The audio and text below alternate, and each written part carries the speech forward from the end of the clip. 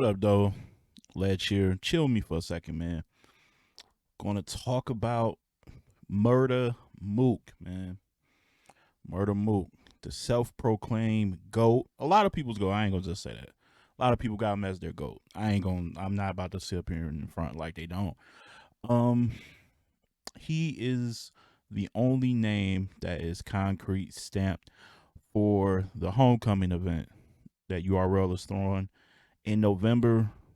Don't know when in November. If I had to guess, maybe within the first 2 weeks of November. That's what I'm thinking, because you don't want it too close to Thanksgiving. So I'm thinking, yeah, either first 2 weeks of November probably. So many are speculating, who is it? Who is the mystery opponent?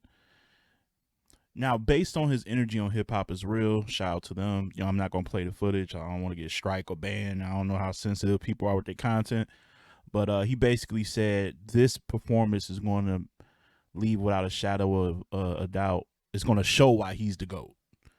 Like he looked intense when he said it. He looked like he meant it, and I feel like the way he said it, like this opponent must be someone that we would doubt him to get the dub on.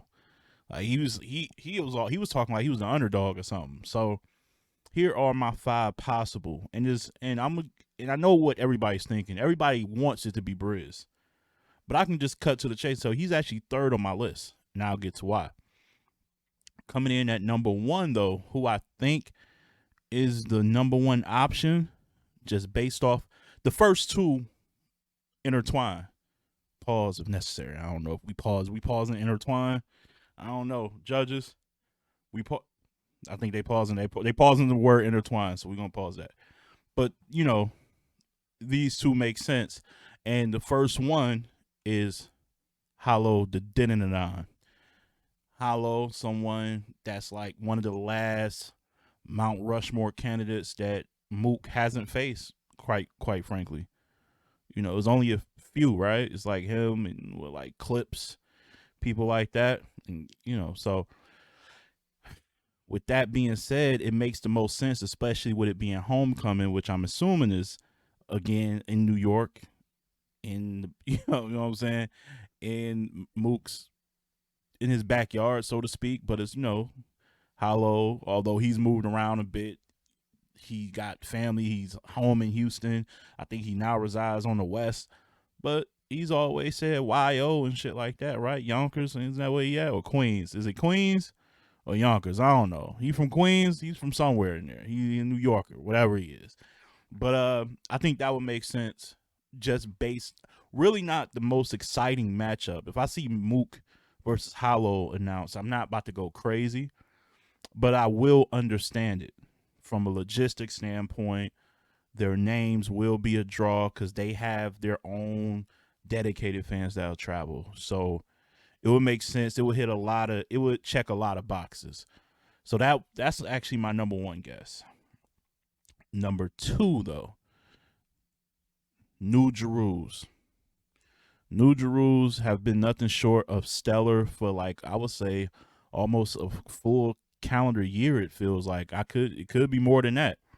He's been stellar, man. He's been clearly getting W's to me in these battles. Now, some may debate his recent battle on Summer Madness against Hollow the Don, but I'm also thinking to myself, who was on stage, man? Who was on stage for that? Who was on stage for that? I think that was the first time I seen him the whole event. It was Murda Mook.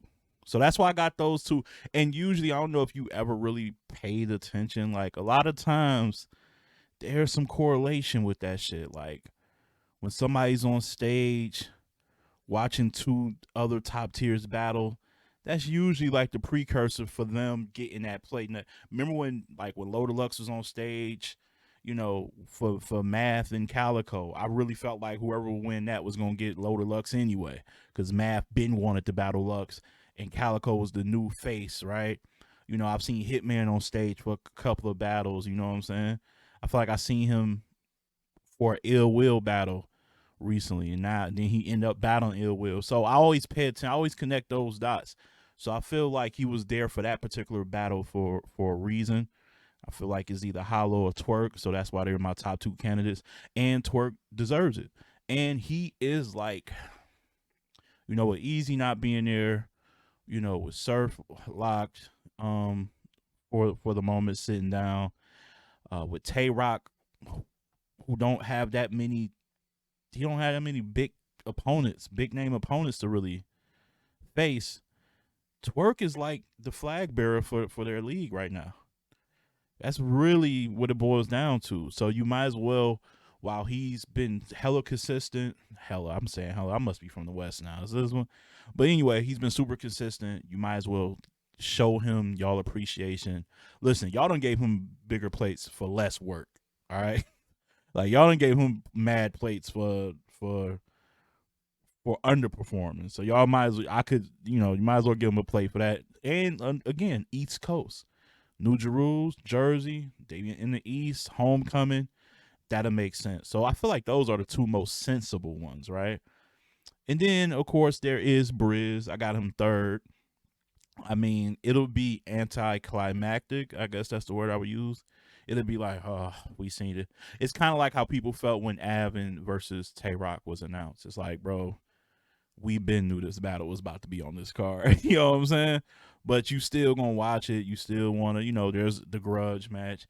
Even though I don't really like this matchup stylistically, to be honest with you, because you got Mook who's gonna want to tell a story, paint pictures, scheme, and things like that. And then you got Briz who's gonna be super entertaining, and it's just gonna be.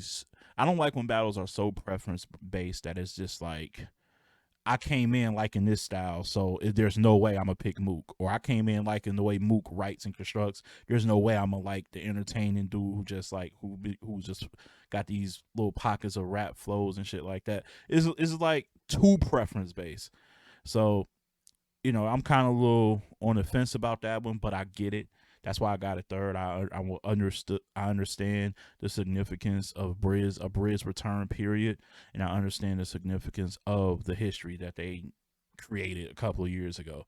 So it'll be third. And these are my outside of the box shot in the dark, possibly for homecoming. Danny would be number 4 just because of his consistency, just his history with Dot Mob, whether it's Rex and Shine. Now he gets the boss, you know what I'm saying, so to speak, or the head honcho, or people, the goat of that clique, you know what I'm saying? So it would just make sense. It would come full circle. Also, listen, the man pulled out pause. Man, a lot of pause shit. What's going on with me? But yeah, no, he removed himself from the trenches card.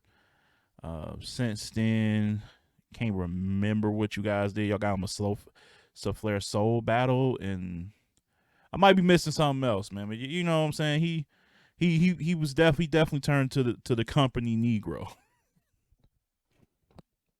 Hey Danny, it's all good, man. Listen, you gotta take care of yourself, man. You gotta take care of yourself. I get it. I ain't mad. Listen, I get it. It's a business, man. It's a business. You like, listen. He might only throw one card, man. I need these plays. The only reason that I got it so low, though, to be real with you, Danny, I just don't think Mook, you're a high risk, low reward for Mook.